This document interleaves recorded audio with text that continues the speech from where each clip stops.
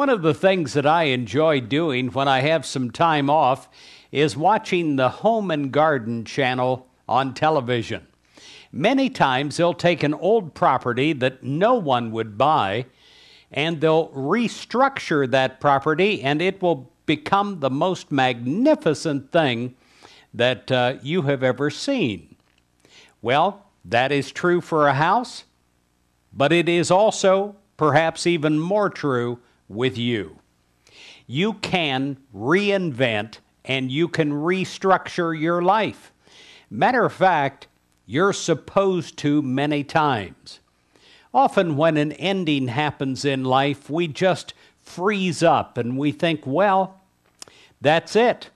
The best is behind us. But my friend, that is not true. With God, endings are just beginnings backwards. I'm going to repeat that. With God, endings are just beginnings backwards.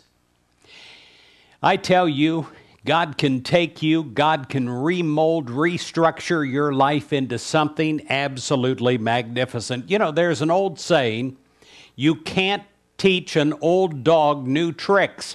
Don't you believe it? I have seen example after example after example of people who have actually used a crisis in their life to restructure their lives in some way. We have encountered people in this ministry who have gained a brand new perspective on what is important, people that have changed an aspect of their personality, people that have made a decision to pursue a new direction in their lives. Now, restructuring does not necessarily mean a revolution.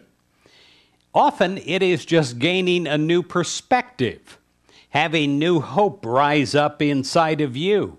And this weekend, we're entering the first Advent weekend leading into Christmas, and it is for hope. And perhaps that will be your restructure today.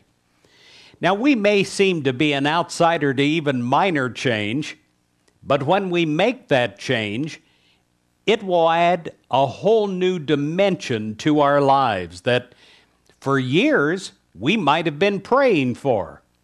My friend, never be afraid to reinvent your life, but always ask for the Creator's help in the reinvention to help you recreate.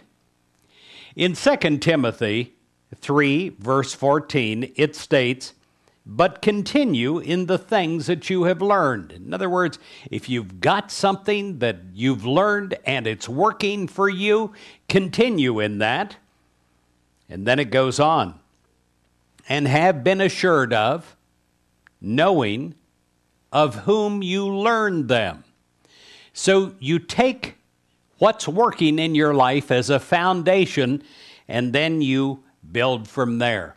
You've got to, many times in life, you've got to have confidence in God, knowing that God that created your past and the good things there can also create your future and the great things there. You reinvent and you recreate the things that are not working in your life. Living a good long life should have many restructuring and reinventing times.